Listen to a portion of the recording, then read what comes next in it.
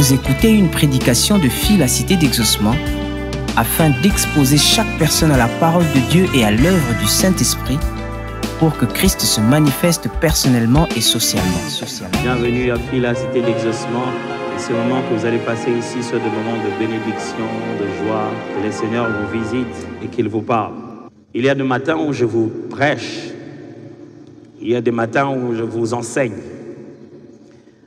Mais ce matin, j'aimerais vous conduire dans une prière. Certes, je vais expliquer, je vais parler, mais mon sujet n'a rien à voir avec ce que vous devez faire. Mon sujet n'a rien à voir avec le style de vie que nous devons mener ensemble.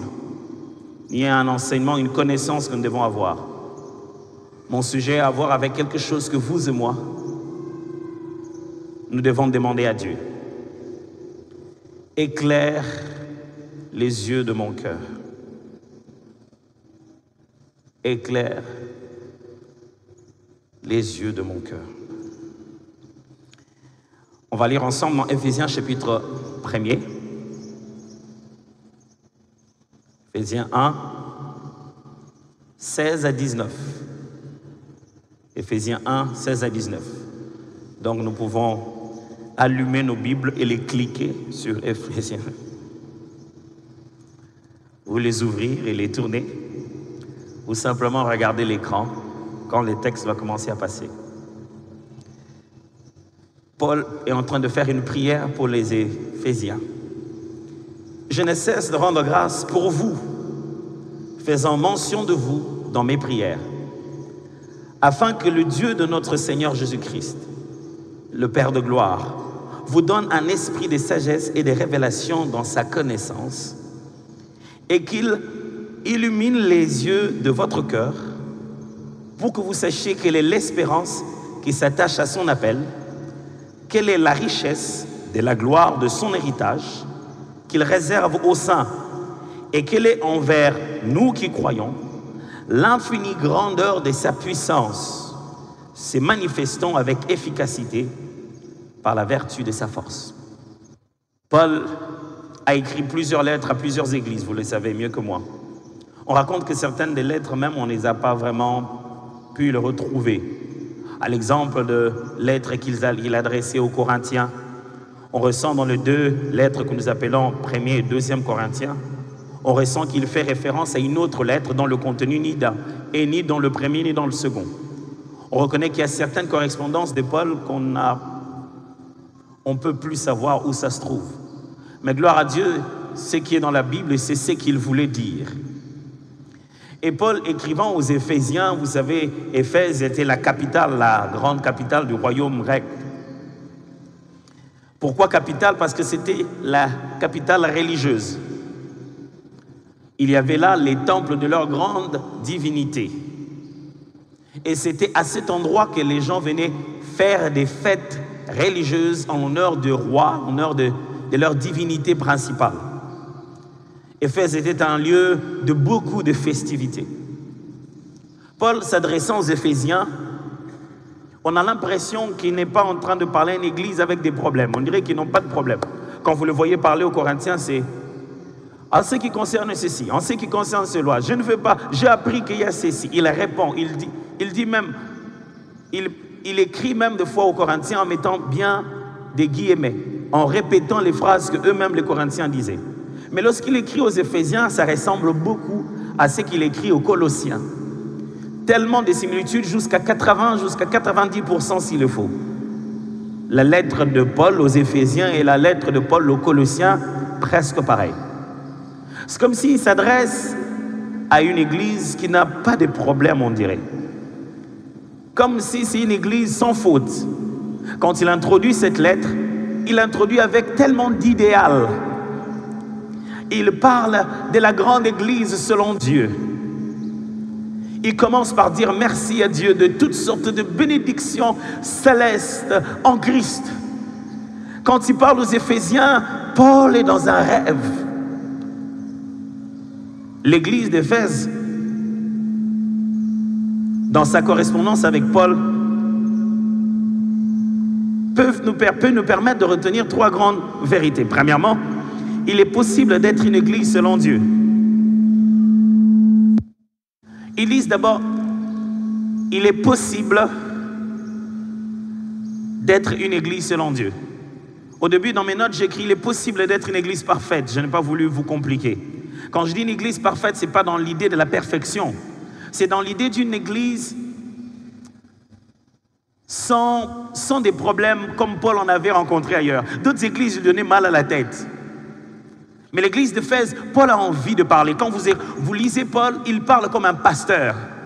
Il n'utilise pas l'autorité apostolique, il utilise la bergerie pastorale. L'église d'Éphèse était exceptionnelle. Mais la deuxième vérité que l'église d'Éphèse nous montre, c'est qu'il ne suffit pas de bien commencer. Quand vous lisez par exemple les prophéties de Jean, parlant aux 7 églises d'Asie, vous savez, l'Asie de la Bible, ce n'est pas l'Asie d'aujourd'hui. Hein? L'Asie de la Bible, ce n'est pas le continent asiatique d'aujourd'hui.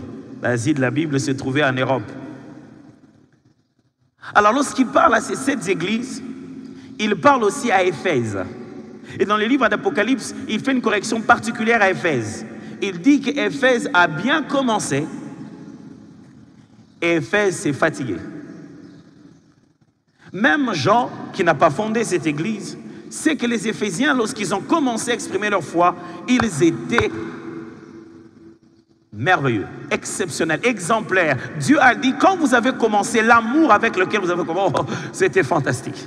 Éphèse nous dit, on peut très bien commencer, mais il ne suffit pas de bien commencer. Ça fait 10 ans que les églises, aujourd'hui, 11 ans que les églises du Centre missionnaire Philadelphie existent. Nous, ça fait combien qu'on est ici? Ça va faire 3 ans cette année, n'est-ce pas, en novembre, le 6 novembre. Il ne suffit pas de bien commencer, mes frères. Troisièmement, l'église d'Éphèse nous démontre, dans sa correspondance avec Paul, que l'église est spirituellement en guerre. Quand Paul parle aux Éphésiens, il n'attaque pas des gens.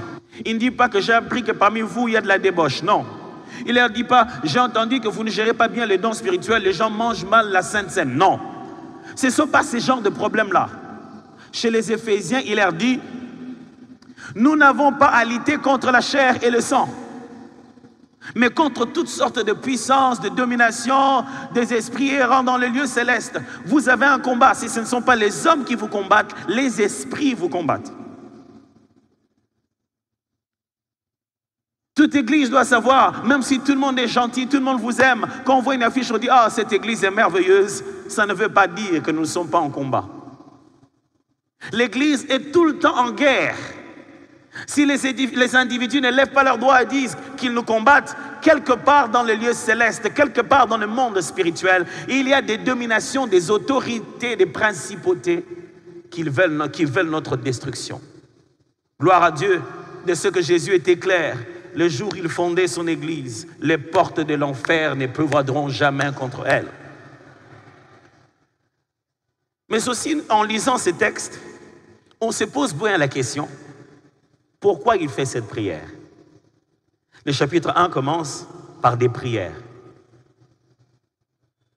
Gloire soit rendue à Dieu, qui nous a bénis par toutes sortes de bénédictions spirituelles dans le lieu céleste en Christ. Il dit, pour moi, je rends grâce à Dieu pour vous. Dans mes prières, je prie. Et il commence à dire quelles sont les prières qu'il fait pour eux. Pourquoi cette prière? Paul, pourquoi cette prière? Pourquoi tu ne pries pas? Je rends grâce à Dieu et je prie qu'il vous bénisse, que vous prospérez à tous égards comme Jean a demandé. Pourquoi cette prière-ci? Pourquoi cette prière? Premièrement, parce que c'est la mission qu'a reçue Paul. Paul est en train de se présenter devant Agrippa. Dieu lui avait promis qu'on allait l'arrêter, il l'amènera à Rome, mais il va voir des grandes personnalités et il pourra leur parler. Et lorsqu'il est en train de faire sa défense au roi Agrippa, il est en train de parler, on dit roi parce que c'était des appellations génériques, mais ce n'était pas un roi. Et Paul est en train de lui parler. Il lui rappelle comment il a reçu son apostolat. Dans le livre des Actes des Apôtres, vous avez plus de 3 fois où Paul raconte l'histoire du jour où ses yeux ont été aveuglés et qu'il a rencontré le Seigneur et il a reçu son appel. Et Paul parle de son témoignage. Il dit à Agrippa, moi, j'allais tuer et j'allais amener des lettres pour qu'on puisse arrêter les chrétiens. Mais sur ma route, une lumière éblouissante m'a arrêté et m'a dit. Et Paul est en train de dire des choses qu'on n'avait pas répétées dans les récits du début. La première fois quand il l'a rencontré, Luc a juste dit, il te sera difficile de réjamber contre les aiguillons. Mais c'est toujours le même Luc, dans les Actes des Apôtres un peu plus bas, qui est en train de restituer le contenu de Paul, et il est un peu plus clair et large. Paul dit, il m'a donné la mission, laquelle? De pouvoir ouvrir les yeux des païens, éclairer leurs yeux pour qu'ils quittent des ténèbres de Satan à la lumière de Dieu. C'est ce qu'il est en train de dire. Ce n'est pas la première fois qu'on entend Paul exprimer cette pensée, cette réflexion. Il est en train de reprendre exactement les mêmes pensées. Il dit, Dieu m'a envoyé pour sortir le peuple, ouvrir leurs yeux, les sortir des ténèbres de Satan pour les amener à la lumière de Dieu. Paul, quand il est en train de prier en disant « Je prie Dieu qu'il illumine les yeux de votre cœur », il est juste en train de faire écho à sa mission. Il dit « Ce pourquoi je prie, c'est ce qui bouillonne en moi. Ça me dérange, j'ai été appelé pour que vos yeux s'ouvrent. J'ai été appelé pour que vous cessiez d'être dans les ténèbres. C'est ça mon appel. Et si j'existe, si je peux demander quelque chose à Dieu, c'est que vos yeux s'ouvrent. » Et c'est ce qu'il dit. Et ce n'est pas seulement parce que c'était la mission de Paul, mais aussi parce que c'était la mission de Jésus. Cette prière était aussi la mission de Jésus. Quand Jésus est venu, c'était aussi pour nous sortir du royaume des ténèbres et nous amener dans son admirable lumière. C'est cette même mission qu'il a confiée à Paul et aux autres apôtres. Troisièmement, pourquoi cette prière? Parce que c'est aussi la mission de l'Église. Celle de sortir toujours le peuple des ténèbres vers l'admirable lumière. Pourquoi cette prière encore ce matin? Parce que c'est aussi ma prière à moi, votre pasteur. Quand je vous vois, je prie une seule chose, que l'Éternel illumine les yeux de votre cœur. Pourquoi cette prière? Parce que c'est aussi notre prière à nous tous. Quand on sort là dehors, on voit des choses qui arrivent, des choses qu'on n'a pas anticipées, des choses qui arrivent autour de nous. On a envie de dire, Seigneur, je vais comprendre. Je ne vais pas subir, je vais saisir. Personne dans la vie aime que les choses le passent là comme ça, sans qu'ils ne comprennent rien. À Kinshasa, à un moment, on disait énergie. Et les Kangagabo. C'est juste que l'énergie me dépasse là. Mais l'énergie, c'est quoi? Bon. Tout chrétien devait soupirer au-dedans de lui et dire non, je ne peux pas vivre comme ça. Ayant reçu le Saint-Esprit, étant rempli de l'Esprit de Dieu, et vivre avec les yeux de mon cœur dans les ténèbres. Mais ça veut dire quoi? Les yeux de mon cœur. C'est ça le problème. Quand Paul dit, je prie Dieu qu'il illumine les yeux de votre cœur. Que veut dire l'expression les yeux de votre cœur? Premièrement, vous devez enlever l'idée que dans le mot cœur, on parle d'émotion ici. Non. L'idée de cœur dans cet endroit n'est pas l'idée de centre des émotions, mais d'intellect. Dans certaines versions, on dit qu'il illumine votre intelligence.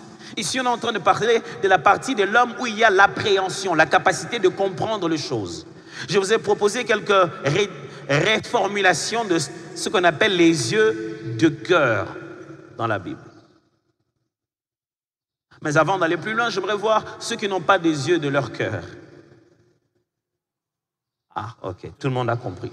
C'est que quand on dit les yeux de mon cœur, ce n'est pas que vous avez pris des yeux, je vous parle d'un sixième œil, non. C'est une expression de la Bible qui veut dire notre perception des réalités du monde. C'est-à-dire notre capacité à saisir ce qui est autour de nous. Comment nous percevons ce qui se passe? Avez-vous déjà vu des gens autour de vous? Vous êtes avec eux, vous vivez avec eux, mais la façon dont ils perçoivent les choses autour d'eux, vous sentez qu'ils sont dans les ténèbres. Ok, je vais nuancer.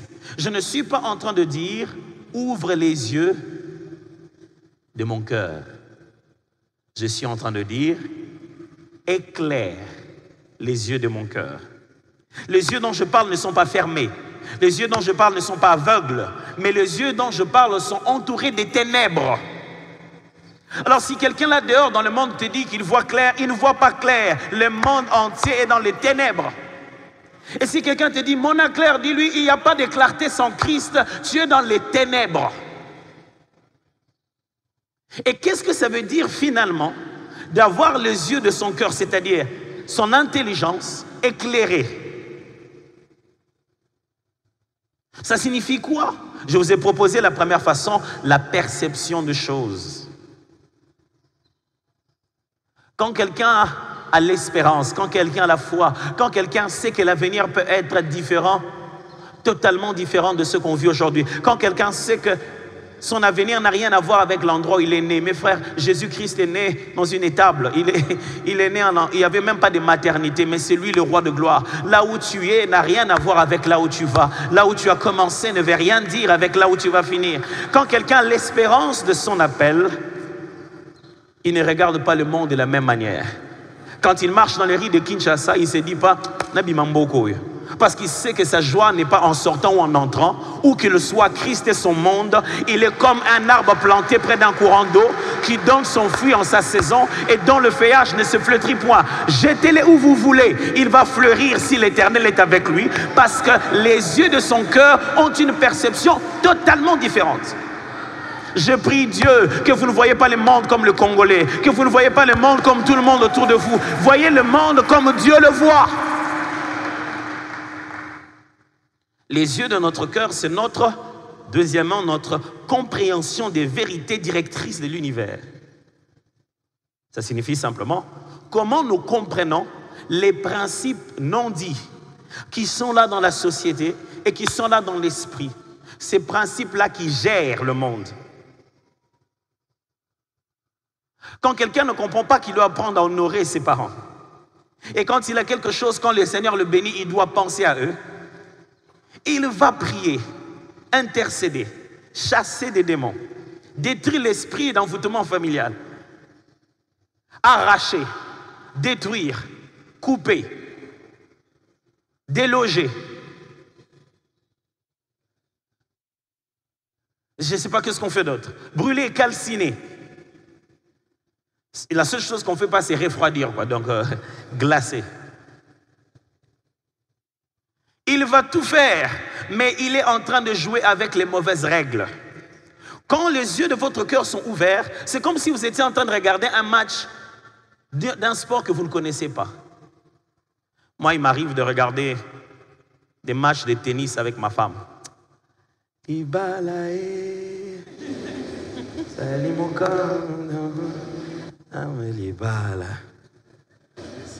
C'est-à-dire qu'on regarde match de tennis.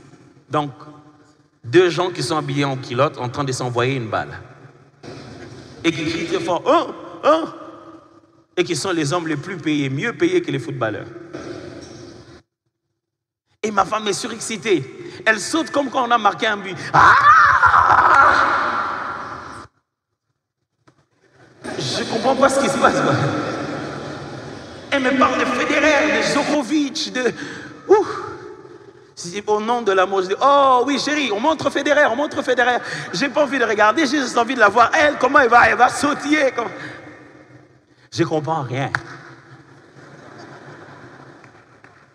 Ça commençait à devenir intéressant les jours où je lui ai dit, ils font quoi? Quand est-ce qu'ils ont marqué? Quand est-ce qu'ils disent qu'ils n'ont pas marqué? La balle là est tombée là-bas et puis c'est pas. Et puis on a dit faute.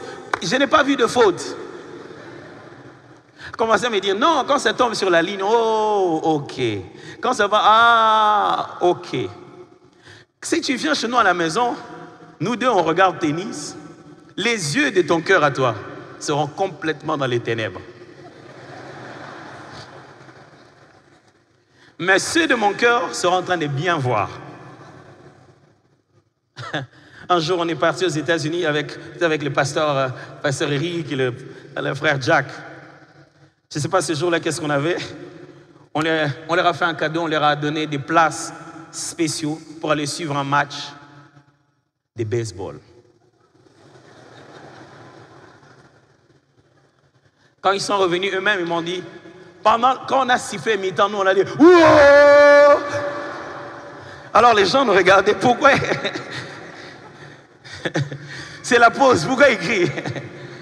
Frères et sœurs, là dehors, il y a un match qui se joue. Certaines personnes, quand il a un peu d'argent, ils roulent. Habiter au siffler mi-temps. Ils ne connaissent pas les règles qui gèrent l'univers. Certaines personnes sont en train de crier, ils crient au mauvais moment. Certaines personnes sont en train de se taire parce qu'ils connaissent comment le jeu s'est fait. Je prie Dieu de ne pas être en train de vivre dans un monde dont je ne comprends pas les jeux. C'est encore pire, mes frères.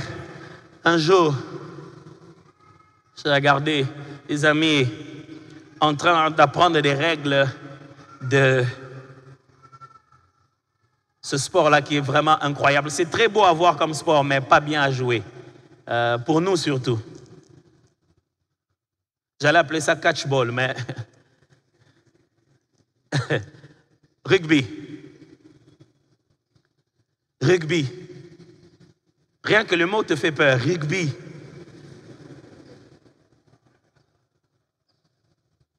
Tu ne veux pas jouer au rugby sans connaître les règles, mes amis. Parce que la règle principale, c'est que celui qui a le ballon, tout le monde l'attaque. On a envie de le tuer. Et le comble dans ce sport, c'est que dès que celui qui a le ballon, on le suit, il jette à quelqu'un d'autre, on l'abandonne, on vire, on suit celui qui va avoir le ballon. Maintenant, toi, tu es dans un match de rugby et tu ne connais pas les règles. Si quelqu'un ne t'aime pas, il te jette le ballon.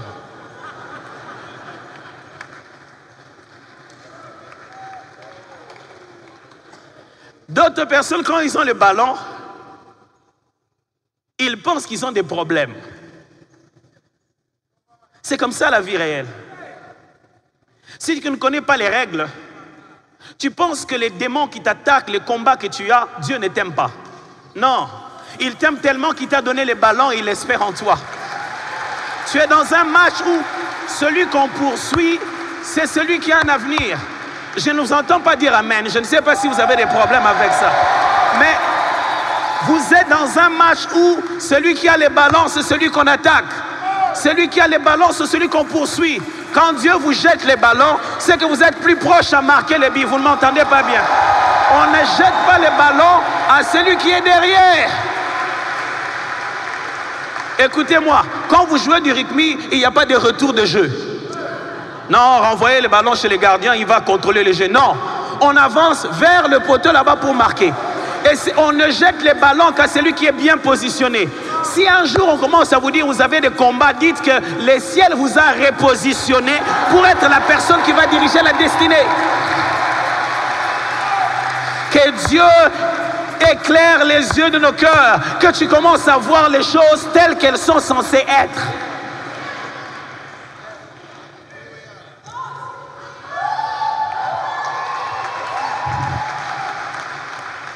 Quand on parle des yeux de nos cœurs, c'est l'état de conscience, des réalités et des vérités qui entrent en compte dans la foi chrétienne.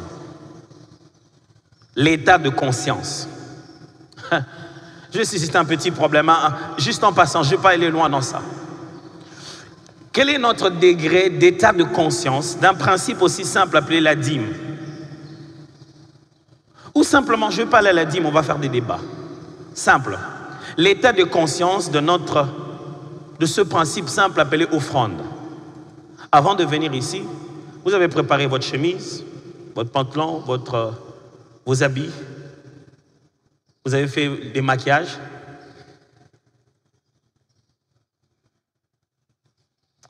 Il n'y a rien qui me fait rire comme les maquillages. C'est-à-dire, quand on est venu, on nous a trouvés, on prenait nous-mêmes des bouts, on mettait ça ici. On a dit que c'était indigène. Ils ont pris la même boue, ils ont mis ça dans un plastique comme ça. Maintenant, c'est devenu maquillage. Ils ont changé de nom de la boue à cosmétique. C'est pas grave. Si tu penses que le maquillage, c'est pas de la boue, va voir quand les femmes se démaquillent. Regarde l'argile qui sort là. Non, c'est pour rire, vous en faites pas.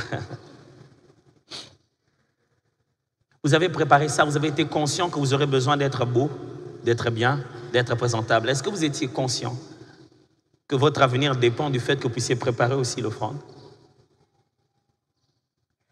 Dans notre vie chrétienne, les degrés de conscience sont différents. Certaines choses nous sont là devant les yeux.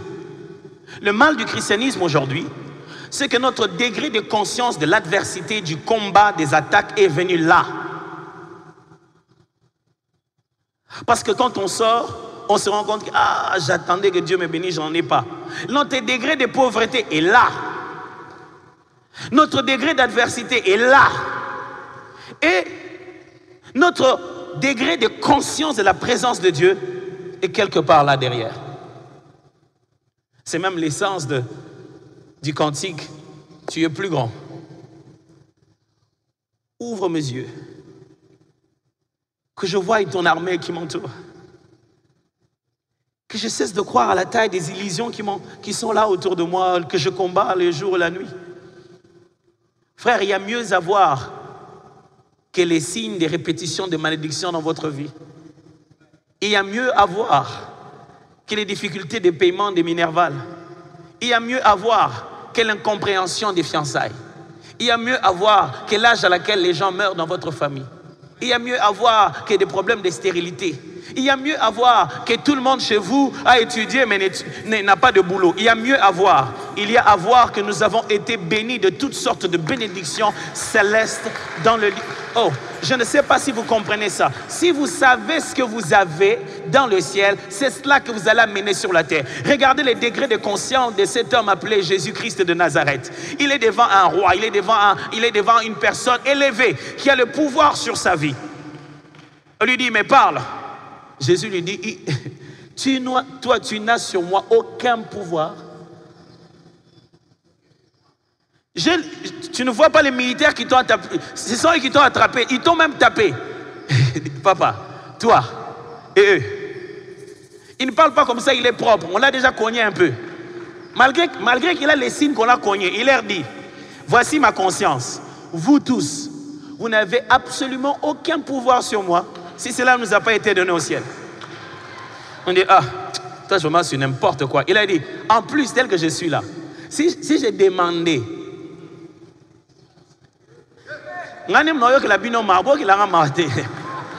c'est moi qui ai pitié de vous. Si j'ai demandé au Père, maintenant là comme on voit quelques anges, si j'ai demandé, vous serez tous par terre. Imaginez son degré de conscience. Oh Seigneur, ouvre les yeux de nos cœurs, s'il te plaît. Il arrivait à un deuil. Quand vous arrivez à un deuil, vous avez une telle conscience de la mort. Même les personnes les plus loquaces deviennent très silencieuses. En plein milieu de deuil, tout le monde, on ne veut même pas parler des sentiments. Ils ont comme matin, on va sentimenter. Tout le monde est déboussolé. Mais Jésus arrive dans un endroit où la mort est tellement imposée. Il n'a pas la conscience de la mort. Il arrive, regarde ce qui est devant lui là. Il dit, pourquoi vous pleurez? L'enfant dort. Jésus, est-ce que tu ne vois pas ce que nous voyons? Non, c'est vous qui n'avez pas la lumière avec laquelle je vois. Écoutez quelque chose de très intéressant. Voici ce que les physiciens disent. Les physiciens disent que vous croyez que je suis habillé en bleu. Ils disent que non. Il est possible que je ne sois pas habillé en bleu. Cette couleur est bleue à cause de la forme de la lumière qui est jetée sur elle. Si la source lumineuse était teintée de vert, ça aurait affecté la qualité de cette couleur. Toutes les couleurs que nous appelons couleurs sur Terre sont directement affectées par la qualité de la lumière du soleil, qui est déjà teintée en elle-même. Donc ce que vous appelez couleur n'est pas vraiment cette couleur.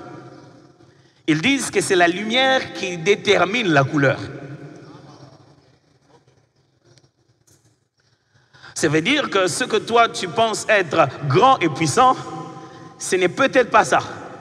Si tu prends la bonne lumière, tu te rendras compte que c'était l'ombre de la souris. Il y a des gens dont l'ombre est beaucoup plus grande que eux. Si tu veux te battre avec leur ombre, c'est que tu as mal mis la lumière de la mauvaise position. Alors ce que Paul est en train de dire ici, je prie que Dieu arrange la lumière, le place dans une position où vous voyez tout clairement et plus rien ne vous effraie. Vous savez, quand quelqu'un dans les ténèbres, il ne peut pas avoir de la vitesse. Personne ne sait courir vite quand il ne voit rien. Même dans votre propre maison, il n'y a pas de courant. Hé, courez à thé. Vous savez, à Kinshasa, on est devenu des fois très spécialiste en matière d'électricité. Qu'un jour, je suis allé en famille, j'avais trouvé ma grande sœur qui était là. Elle a fini en sciences infirmières. J'arrive, je vais le voir. Dès que j'arrive, le courant part. Elle entre dans la maison, elle prend, je pensais qu'elle allait prendre bistouri ou quoi, mais elle prend le testeur, tout.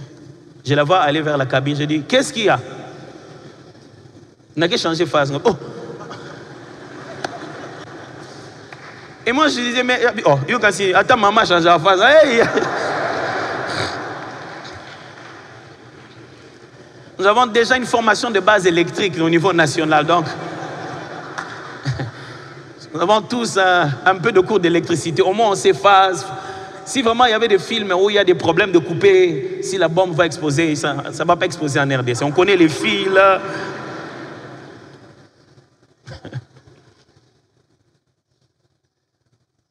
La réalité dans laquelle nous sommes, mes amis, demande énormément que tu vois les choses clairement. N'est-ce pas? Qui voudrait continuer dans des questionnements? Qui voudrait continuer dans... C'est finalement quoi? Et vous savez qu'est-ce que Dieu attend de nous quand ça devient un peu clair? Que l'on fasse le premier pas. Le problème avec Dieu, c'est que quand tu veux que ça soit clair, ce n'est pas tout qui va être clair. Pourquoi? Le psalmiste l'a montré clairement. Il est la lumière sur mon sentier. C'est-à-dire, c'est son éclairage qui éclaire mon parcours. Mais la façon de l'utiliser à tout le jour, c'est qu'il est une lampe à mes pieds. C'est-à-dire, sa capacité de rayonnement la plus claire va de là où je suis vers la prochaine étape. Quand Dieu nous ouvre les yeux, il ne nous dit pas tout de tout le monde. L'essentiel, ce qu'il nous dit, d'ici à là, dans quelle direction il faut aller. Ma prière pour vous aujourd'hui, c'est que le Seigneur rende clair la décision que vous devez prendre et la prochaine étape que vous devez faire.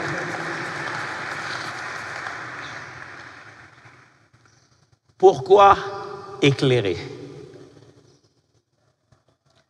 La Bible utilise le mot illuminer, mettre de l'éclairage. Pourquoi éclairer les yeux de notre cœur? Premièrement, parce que le monde est rempli de ténèbres, les ténèbres de Satan. En conditions normales, les yeux de la vie des hommes sont entourés de ténèbres. Je ne comprends pas pourquoi les gens pensent qu'il existe une zone neutre où on n'est ni chrétien ni païen, on n'est pas avec Dieu, on n'est pas avec le diable, on est une personne normale. Une personne normale est sous les ténèbres du diable. Une personne normale avec un diplôme très élevé, très moral, respectueux est dans les ténèbres. Une personne normale, très clairvoyante, avec beaucoup d'argent, qui a fait des grandes affaires sans Jésus est dans les ténèbres. Une personne normale qui est allée jusque dans la lune parce qu'il a des diplômes incroyables est dans les ténèbres. La personne normale n'est pas dans des conditions de neutralité. Personne dans le monde est entre Dieu et le diable, quelque part au milieu. Non, tous ceux qui ne sont pas entre les mains de Christ sont dans les royaumes des ténèbres. Ils sont sous l'ignorance, dirigés par les diables. Pasteur, tu veux dire qu'ils sont possédés? Non, ils subissent un système. Ils sont dans un royaume. Pourquoi éclairer? Paul dit, c'est pour connaître. Il dit, afin que vous sachiez. Il leur dit de savoir trois choses. Il dit que l'Éternel, le Dieu, le Père de gloire, illumine les yeux de vos cœurs, afin que vous sachiez. Il leur dit, afin que vous sachiez trois choses. Vous savez, quand vous lisez cette partie des Écritures, Paul est en train de faire tellement, il groupe des mots que si vous ne suivez pas bien, vous vous perdez. Il dit qu'il illumine les yeux de votre cœur pour que vous sachiez quelle est l'espérance qui s'attache à son appel. Quelle est la richesse de la gloire de son héritage qu'il réserve aux saints. Et quelle est, envers nous qui croyons, l'infinie grandeur de sa puissance se manifestant avec efficacité par la vertu de sa force. En réalité, il est en train de parler seulement de 3 concepts qu'il est en train de gonfler en fait. Il parle que de 3 concepts. Premièrement, Paul voudrait que les yeux de nos cœurs soient éclairés pour que nous puissions savoir, enfin que vous sachiez, c'est ce qu'il dit. On sache quoi? 3 choses. 1, l'espérance. Il dit, vous avez été appelés et à cet appel s'attache de l'espérance. Afin que vous sachiez l'espérance qui s'attache à son appel. Il dit ceci, Dieu qui vous a appelé à devenir chrétien ne vous a pas appelé comme ça que pour aujourd'hui. Il a un futur pour vous. Dieu qui vous a appelé à devenir enfant de Dieu, il ne vous a pas appelé que pour le siècle présent. Vous devez savoir que ça va... Je vais le lire en lingala. Égopé ça. Jésus est en train de... Paul est en train de dire ceci. Que les yeux de vos cœurs s'illuminent pour que vous compreniez que Hiroshima Banango. Que beaucoup de makamango pambate loko eza.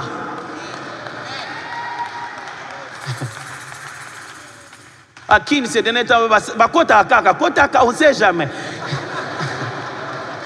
Alors Jésus, Paul est en train de dire moi le kambo beaucoup hey, c'est pas qu'on sait jamais, on sait déjà que là derrière là-bas quelque chose va se faire. Dis mes frères, j'ai envie que vous voyez demain.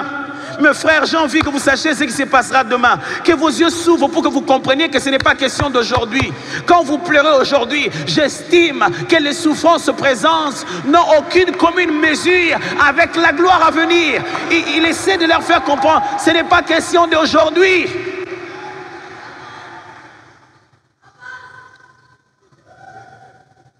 Ce n'est pas question d'aujourd'hui, mon frère. Ce n'est pas question de maintenant. La foi chrétienne, ce n'est pas maintenant. La foi chrétienne a aussi de l'espérance. Imaginez quelqu'un qui n'avait jamais connu Jésus, qui n'a jamais assisté à ses prédications ni à ses miracles. Il est en train d'entrer dans les rues de Jérusalem, il est à la porte à l'entrée. En l'entrée, il voit à côté des Golgotha 3 personnes. On lui dit, l'un d'entre eux est Jésus. Ici, Jésus c'est qui? Vous savez? Pour lui, Jésus c'est qui? Quelqu'un qu'on est en train de crucifier. Mais s'il regarde à la croix, il ne sait pas qu'il va ressusciter dans 3 jours. Il ne sait pas que tout le monde va le voir. Il ne sait pas qu'il revient bientôt avec un nouveau nom qu'il aura écrit. Il ne connaît pas son avenir. Frère, si vous n'avez pas confiance en votre espérance, vous allez tomber dans la tentation du diable. Jésus étant venu, il savait qu'il y avait une rémunération. Quand il devait souffrir, être tabassé, il savait que ça n'allait pas finir là. Sachant qu'il y avait l'espérance, quand le diable est venu le voir, il lui a dit, ok, bon, je te donne toute la terre, tu vois tout ça là. Toi, tu te prosternes, il dit, hé papa, je ne peux pas faire des échanges comme si je n'ai pas d'avenir. Je ne peux pas risquer comme si ma vie ne dépend que de ce qu'on va faire ici. Mon frère, il y a des gens qui vous proposent de l'argent. Il y a... Viens me voir à la maison, j'avais $1000 que je voulais te donner. Il te met déjà dans la tête que c'est $1000. Comme ça, tu vas venir. Tu penses que tu viens pour $1000. Alors, lui, il a tout préparé. Tu viens à la maison, on a mis des bougies. Pourquoi on a mis des bougies pour $1000? Une petite musique déjà. Dis non, mais je ne vais pas te donner ça comme ça, on va passer un petit moment. Tu ne vaux pas $1000. Regarde ça, dit, le jour où il m'a appelé, il m'a dit, abandonne les péchés. Je savais dans quoi je m'engageais. Je m'engageais à un chemin où il y a des jours où je n'en ai pas. Mais je n'en ai pas parce que je n'en possède pas. Il y a des jours où je n'en aurai pas dans mes poches, mais ça ne signifie pas qu'il n'y en a pas pour moi. Je ne peux pas réduire tout mon appel juste à ces $1000. Dis-lui non, merci. Je connais l'espérance qui s'attache à mon appel. Il a dit que vous sachiez aussi la deuxième chose. Il parle de la richesse de notre héritage. Il formule ça avec beaucoup de mots. La gloire, en un mot, il veut dire que l'héritage que Dieu a prévu pour nous est tellement riche. Paul dit, oh, si vous saviez que vous êtes héritier de quelque chose de merveilleux. Il y a quelques temps passés, je devais enseigner mes enfants aussi sur l'héritage, comme je vous ai enseigné. Dans le culte familial, je devais leur enseigner sur l'héritage. Ce n'était pas facile, je vous assure. J'ai prêché, tout le monde a compris, amen, amen. Le lendemain, je devais leur parler de notre Père Céleste, leur expliquer comment ça fonctionne aussi. Être comme Jésus. On devait faire les rappels de la prédication la fois passée. Je leur demande, ok, le culte passé, on avait appris sur quoi? L'autre dit héritier, ou il dit oui, héritier, ouais, oui, héritier. Il dit, ouais, c'est bien. C'est quoi être un héritier, une héritière? La première m'a dit, pour être héritière, il faut manger beaucoup de légumes. Vous savez que les enfants sont exceptionnels. Ça vient d'où? Ça vient du fait que je leur ai dit, quand on est héritier, on peut être héritier, mais tant qu'on n'a pas l'âge, on ne sait pas profiter de ça. Et que pour eux, pour être des héritiers, un jour, profiter d'un quelconque héritage que moi je leur laisserai, il faut qu'ils grandissent. Et s'ils n'acceptent pas de boire de l'eau, de manger des légumes aujourd'hui, ils ne deviendront jamais héritiers. Elle n'a pas tort, mais elle a raison au 7e degré.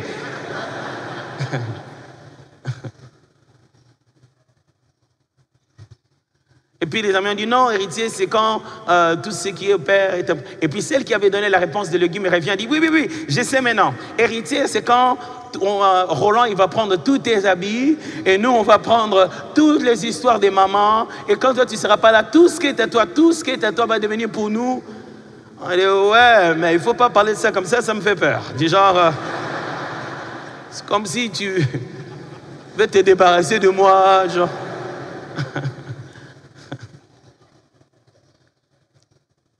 Alors Paul dit ceci, notre héritage n'est pas à être libéré. C'est-à-dire qu'on n'attend pas que celui de qui on doit hériter rende l'héritage disponible. L'héritage est disponible lorsque la mort du testateur a été constatée. C'est l'une des raisons pour lesquelles Jésus est mort. Sans sa mort, l'héritage ne nous est pas disponible. On n'héritera pas, on est héritier. On est en possession de l'héritage.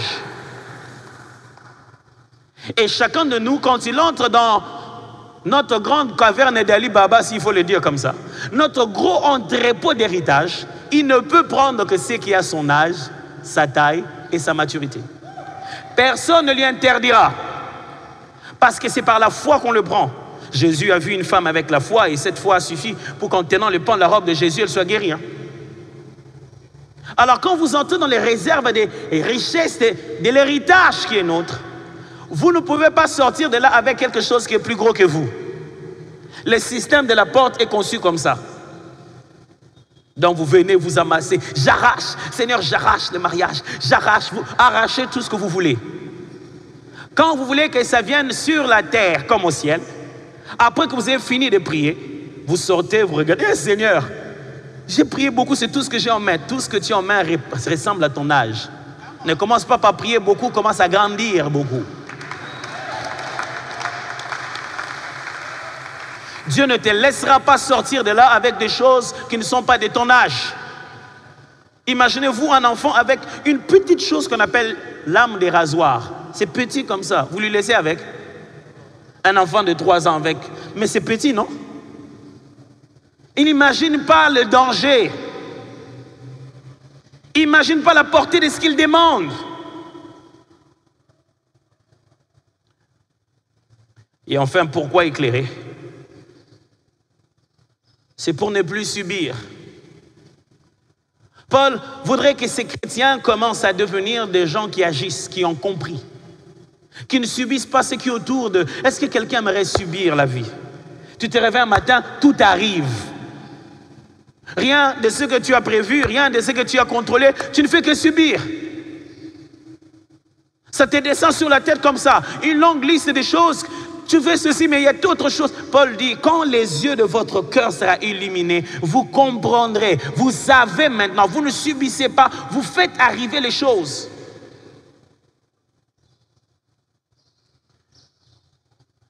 En revenant à notre match de football. Vous savez, football, il y a ce qu'on appelle bia par hasard. Ça existe beaucoup en RDC. C'est-à-dire que personne n'a conçu qu'on pouvait marquer. Mais en faisant une erreur, ça a touché quelqu'un et puis, non, même celui qui a marqué n'est pas conscient. Vous savez, les gens de bio, le gardien prenait le ballon, il voulait taper, mais ça frappe sur le dos de l'adversaire qui partait et ça rentre, ça marque. Achebi ou bien Bietcheye. Il s'est passé. Mais l'essentiel a marqué. Ce n'est pas à ces gens-là qu'on donne de jouer un penalty. Hein? Parce que penalty, par hasard, il faut canner ça, raisonner. L'autre là-bas te fait des grimaces. Et toi ici, tu te dis, je vais faire comme si. Un frère disait qu'il arrêtait de jouer au football parce qu'on trompait les autres. Parce que tu veux faire comme si tu vas comme ça et puis tu vas aller là-bas. Il fallait le prévenir que tu irais comme ça. On ne laisse pas les moments importants entre les mains de ceux qui tâtonnent. Ta vie commence à devenir si importante que Dieu ne veut plus que tu tâtonnes. Il veut que quand tu te dis, je vais faire 10 jours de prière en me réveillant chaque fois à 5 heures, tu sais de quel côté de l'adversaire tu es en train de frapper. Écoutez-moi, quand tu es en combat avec l'ennemi, on ne frappe pas n'importe comment. Au nom de Jésus. Pourquoi Jésus allait se battre avec le diable dans le désert? Le deuxième combat s'est passé la nuit à Gethsémani. Pourquoi le choix du lieu et le choix du temps? Tout le combat, on ne se bat pas de la même manière.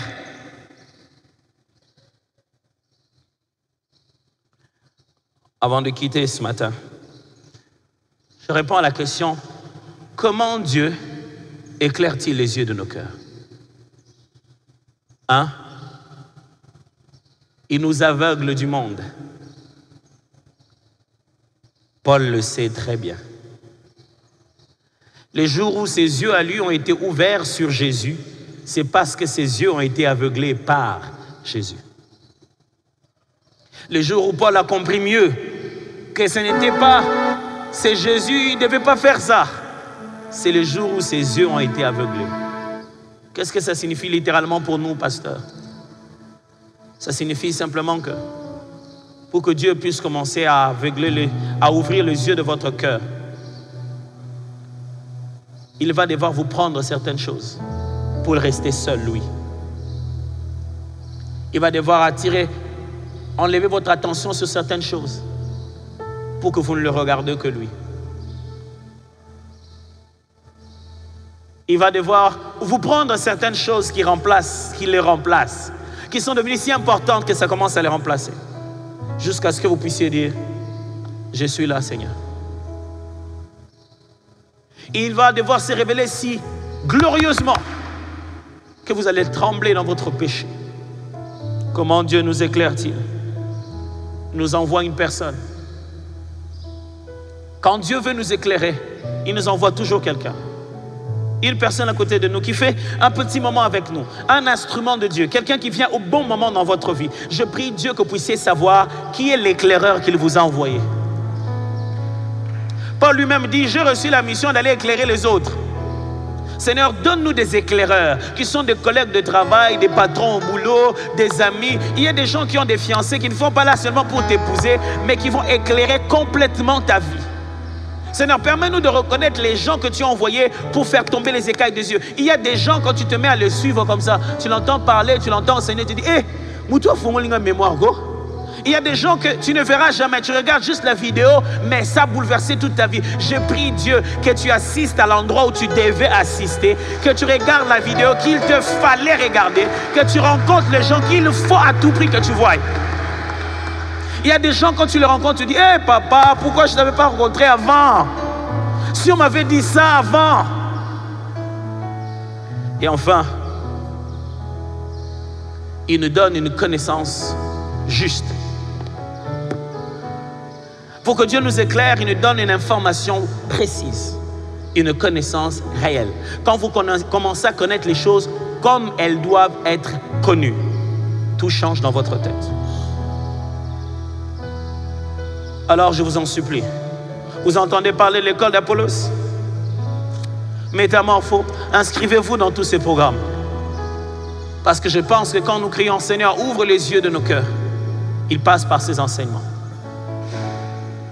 J'aimerais voir ici ceux pour qui, depuis qu'ils sont en métamorpho, cette prière est en train d'être exaucée. C'est comme si Dieu ouvre les yeux de leur cœur. Est-ce qu'ils sont là? J'aimerais voir ici ceux qui, depuis qu'ils ont commencé l'école d'Apollos, c'est comme si Dieu est en train d'ouvrir les yeux de leur cœur. Est-ce qu'ils sont là? Ces choses, on ne les a pas fait dans cette église pour vous embêter, mes frères. On les a fait dans cette église pour que ce soit l'exaucement de vos prières. Il y a des choses que je ne pourrais pas vous enseigner les dimanches au culte. Mais restez là, écoutez, dites-vous, oh, ces ministères, ces départements qu'on a créés, ce n'est pas pour vous embêter. Il y a des choses, des femmes que je ne dirai pas ici. C'est des hommes que je ne dirai pas. Asseyez-vous, écoutez. Il y a des jours où j'ai entendu des choses dans ma vie. Et ça a bouleversé toute mon existence. Et je me suis dit, plus jamais, ma vie ne sera la même. Ouvre mes yeux que je vois ton armée qui m'entoure.